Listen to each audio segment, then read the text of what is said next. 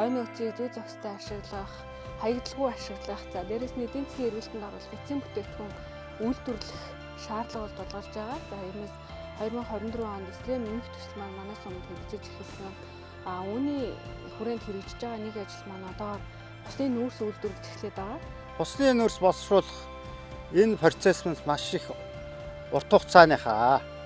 Эхлээд бид бол ойдоо бол модоо бэлтгэж тавина. Модоо бэлтгэн, бэлтгэсэн модоо тэндээ ой дотроо хадгална. Хадгалах хугацаа маань бол 6-аас 9 сар байдаг. Хэтэрхий бол хатааж бас болдгоо. 20-30% чигшэлтэй байвал маш сайн байдаг. За ингээд бэлтгэсэн модоо бол 6 сарын дараа бол 100-ндаа бэлтгэж өрнө. Ороодоо өрчөхөд өглөөдөө асаана гэсэн үг.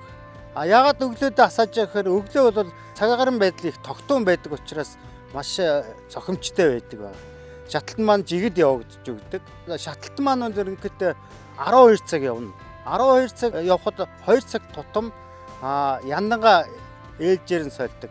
Энэ зуух маань 8 хүхэхтэй 4 яндантай юм байгаа. Тэгэхээр зэрэг цикл маягаар ингээд тойруулаад 2 цаг тутам ингээд яндангаа сольж өгч байгаа.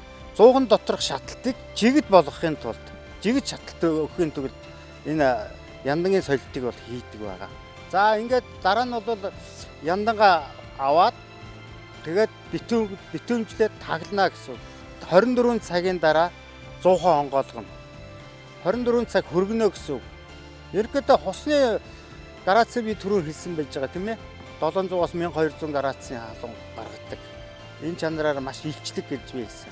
Ерөнхийдөө 100 маань нүүрсээ шатаагаад ерөнхийдөө 36 цагийн дараа л бүтээгдэхүүн маань бэлэн болж байгаа. Хусны нүүрснээс косметикийн үйлдвэрт хэрэглэн, эмийн заавууд бас хэрэглэдэг байгаа. Үүнээс гадна яг малын тэжээлд бас хэрэглэдэг. Мөн мод үржүүлгийн газрын хөрс боловсруулалтанд бас хэрэглэдэг байж байгаа. Гэгч жишээгээр 16 төрлийн бүтээгдэхүүнд хэрэглэдэг байгаа.